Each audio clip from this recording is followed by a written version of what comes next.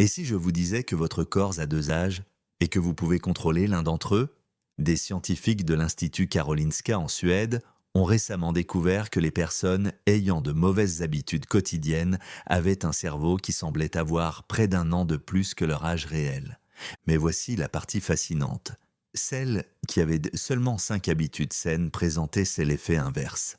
Au cours des 20 prochaines minutes, vous allez découvrir exactement quelles sont ces habitudes et comment commencer à les adopter dès aujourd'hui. Bienvenue dans Healthy Aging Simplified, où nous traduisons les dernières recherches sur la longévité en stratégies pratiques que vous pouvez réellement mettre en œuvre. Aujourd'hui, nous allons nous plonger dans la science de l'âge biologique, cette horloge cachée qui tic-tac dans chacune de vos cellules. Car voici une chose remarquable que les chercheurs sont en train de confirmer. Votre âge biologique et votre âge chronologique ne correspondent pas nécessairement. De plus en plus de preuves montrent que certaines habitudes quotidiennes peuvent ralentir et dans certains cas, même inverser, le vieillissement de vos cellules.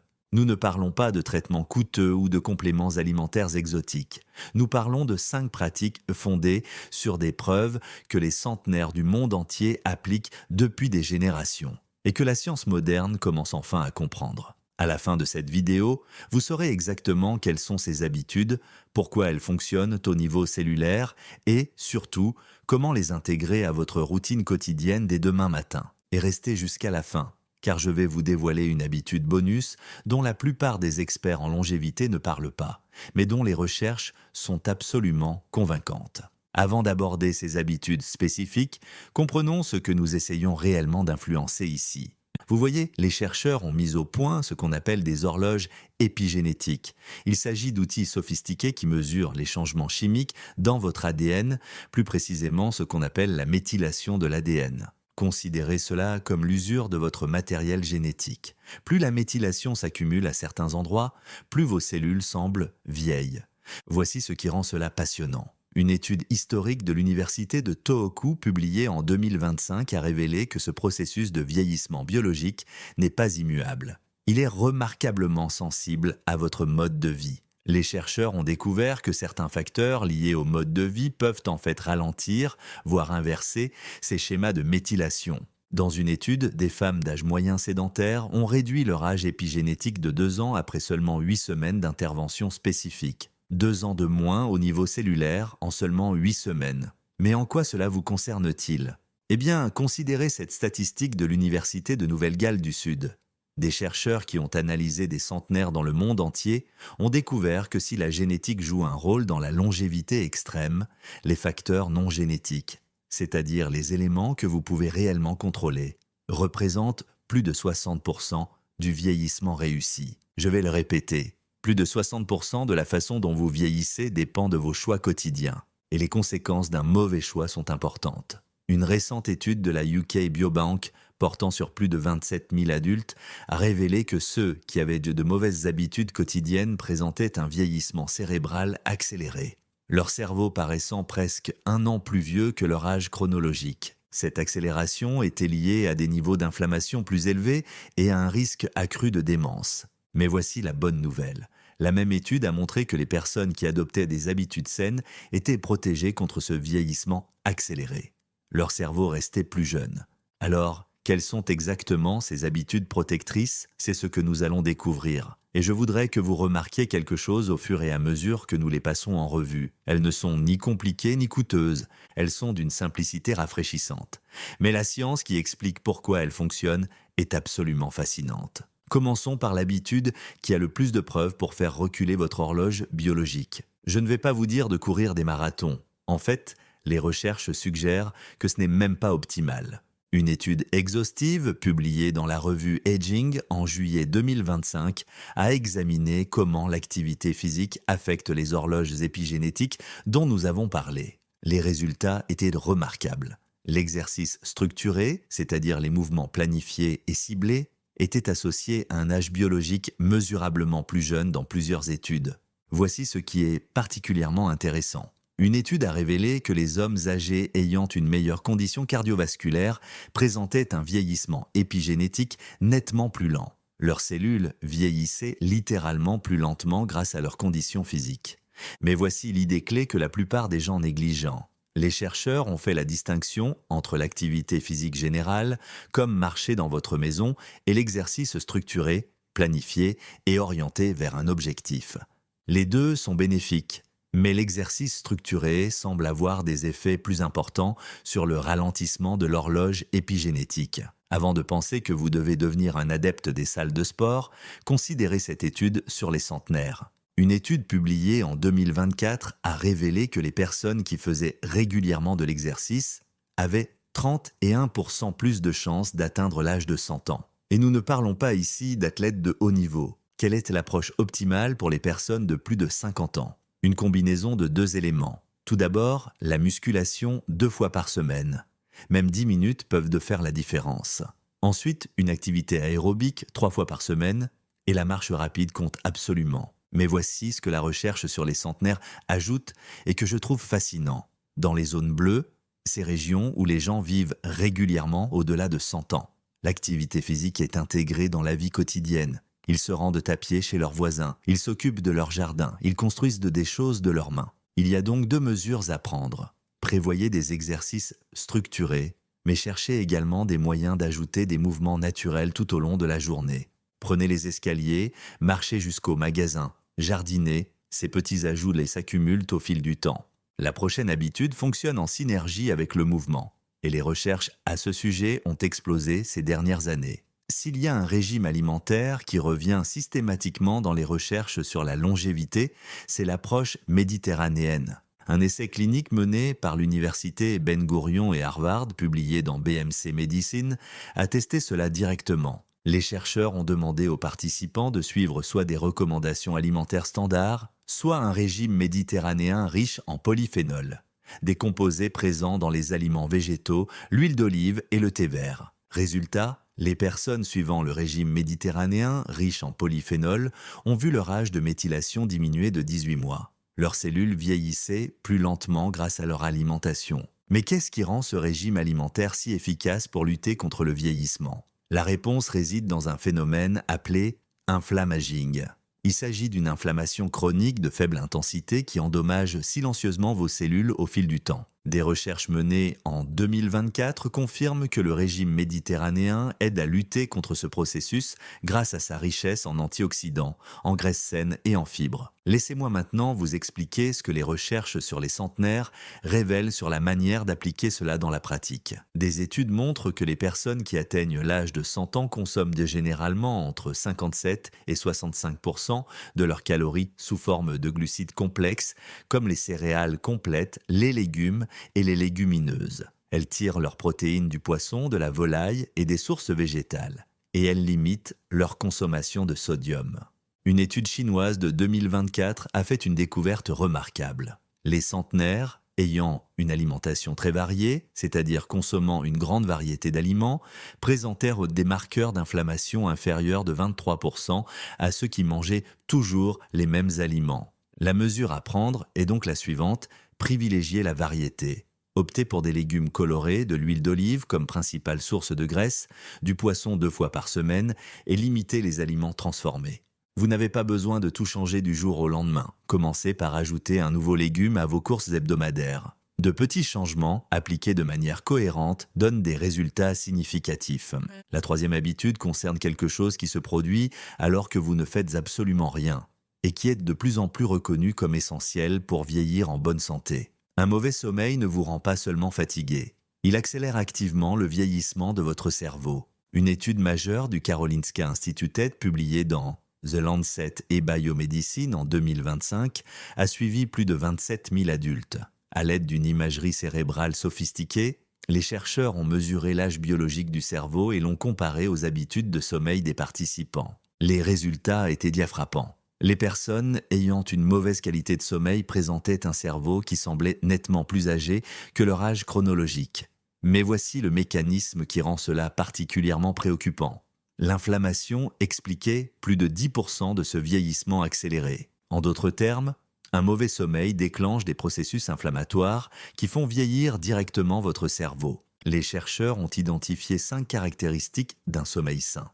Un horaire de sommeil régulier favorisant l'éveil matinal, 7 à 8 heures de sommeil effectif, des symptômes d'insomnie minime, l'absence de ronflement et l'absence de somnolence diurne excessive. Chacun de ces facteurs contribuait indépendamment à la santé du cerveau. Or, le sommeil devient souvent plus difficile à mesure que nous vieillissons. Jusqu'à 50% des personnes âgées déclarent souffrir d'une forme ou d'une autre de troubles du sommeil. Mais voici ce qui est encourageant. Une étude longitudinale chinoise publiée en 2024 a révélé que des habitudes de sommeil régulières et stables étaient le meilleur indicateur d'un vieillissement réussi. Ce n'est pas seulement une question de durée. La régularité est extrêmement importante. Se coucher et se lever à des heures similaires chaque jour semble avoir un effet protecteur, même si la durée totale du sommeil varie légèrement. Alors, que faire? Commencez par vous concentrer sur la régularité avant de vous soucier de la durée. Fixez-vous une heure de réveil fixe et respectez-la 7 jours sur 7. Exposez-vous à une lumière vive dans les 30 minutes qui suivent votre réveil. Cela aide à réguler votre horloge interne. Et si vous souffrez de troubles du sommeil persistants, parlez-en à votre médecin. C'est trop important pour être ignoré. La 4e habitude est souvent négligée dans les discussions sur la santé physique, mais les recherches sur la longévité à ce sujet sont absolument convaincantes.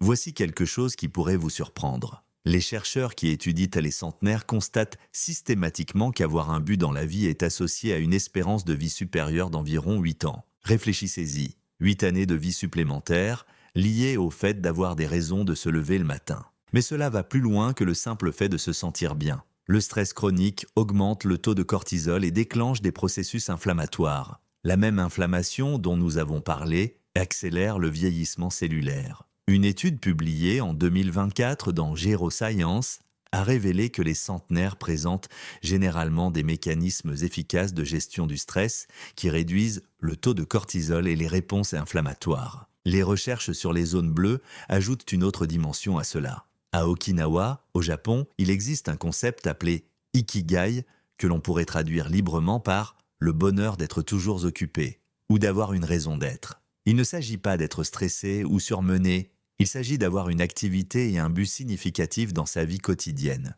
Il est intéressant de noter que presque tous les centenaires interviewés par Dan Buettner au cours de sa carrière, plus de 260 d'entre eux, appartenaient à une communauté confessionnelle. Qu'il s'agisse de pratiques religieuses, de méditation ou de réflexion régulière, cette dimension spirituelle apparaît systématiquement dans les recherches sur la longévité. Et voici ce que la science suggère. Les pratiques telles que la méditation, la gratitude et la réflexion ne font pas seulement du bien, elles semblent réguler les hormones du stress et réduire l'inflammation systémique. La démarche à suivre pourrait donc ressembler à ceci. Identifiez une activité qui vous donne un véritable but et pratiquez-la quotidiennement. Il peut s'agir de s'occuper de ses petits-enfants, de faire du bénévolat, d'apprendre quelque chose de nouveau ou de s'occuper d'un jardin. En outre, envisagez d'ajouter une brève pratique de réflexion quotidienne. Même 5 minutes de journalisation de gratitude le matin peuvent modifier votre réponse au stress pour toute la journée. La 5e habitude relie tout cela et implique l'une des découvertes les plus importantes de la recherche sur la longévité. Vous vous demandez peut-être quel était le rapport entre les relations sociales et le vieillissement biologique. La réponse est beaucoup. Une revue systématique de 23 méta-analyses a révélé que l'impact des relations sociales solides sur la santé est équivalent à celui de facteurs de risque majeurs tels que le tabagisme ou l'obésité, mais dans le sens positif.